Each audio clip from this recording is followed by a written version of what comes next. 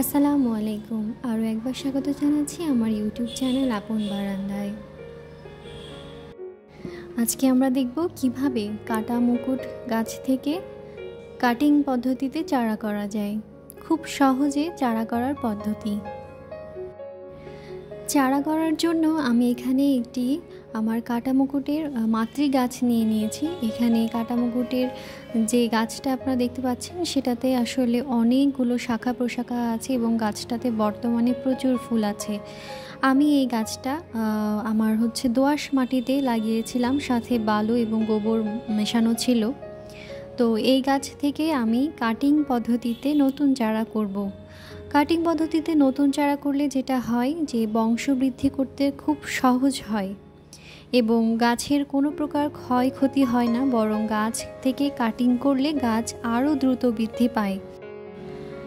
আসলে এই ভিডিওটা করার মেন উদ্দেশ্য হচ্ছে যে আমরা কখন কাটিংটা করব এবং কোন সময় চারাটা বসাবো এবং ডালটা আসলে কত বড় হলে আমরা চারাটা বসাতে পারবো বা কোন মাটিতে বসাতে পারবো, এগুলো আসলে হয়তো সবাই জানে, আবার অনেকেই জানে না।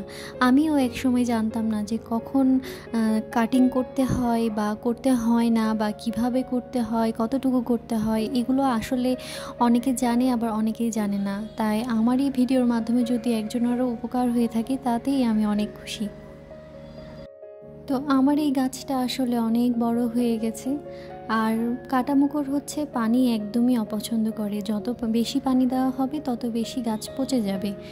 তো সেই জন্য এই গাছে কম পানি দিতে হয় এবং রোদ অনেক বেশি দিতে হয়, এমন জায়গায় রাখতে হয় যেন প্রচুর পরিমাণে রোদ পায়।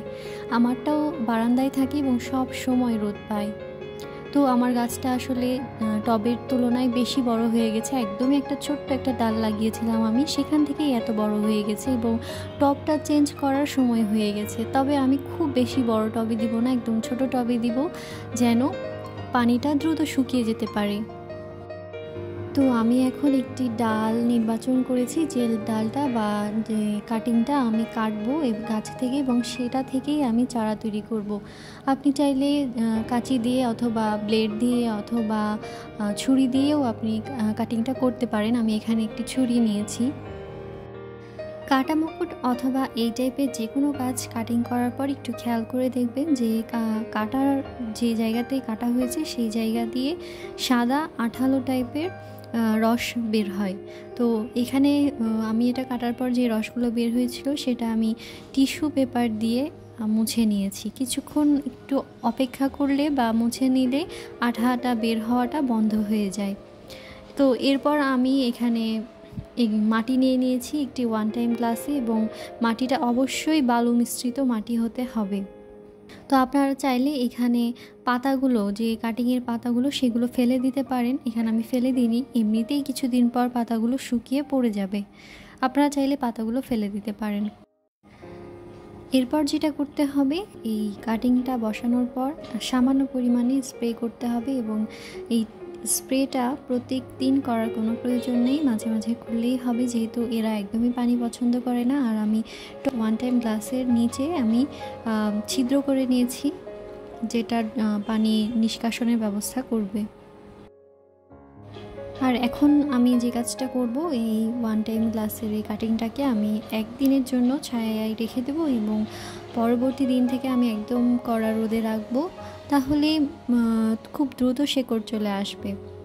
তো আমার কাজ মোটামুটি শেষ। এখন আমি এই গাছটাকে এমনি একটু পরিচর্যা করছি, হালকা করে পানি স্প্রে করে দিচ্ছি, আর নোংরা পাতা, মরা পাতাগুলোকে আমি ফেলে দিয়েছি। আর যেখানে কাটিং করেছিলাম সেই জায়গাতে টিস্যু পেপার চেপে রেখেছিলাম যাতে রসটা বের হয়ে যায়। আর আমার চ্যানেলের ভিডিওগুলো কেমন লাগছে তা কিন্তু জানাতে একদমই ভুলবেন না। আর অনেকেই ভিডিও দেখছেন কিন্তু হয়তো লাইক দিতে ভুলে যাচ্ছেন। তো আশা করছি লাইক, কমেন্ট এবং শেয়ার করতে একদমই ভুলবেন না। আর এই ধরনের আরও অনেক ভিডিও পেতে চাইলে আমার চ্যানেলটি সাবস্ক্রাইব করতে পারেন। আজকের ভিডিওটি তাহলে এ পর্যন্তই। আগামী ভিডিও দেখার আমন্ত্রণ জানিয়ে আজ এখানেই বিদায় নিচ্ছি। আল্লাহ হাফিজ, আসসালামু আলাইকুম।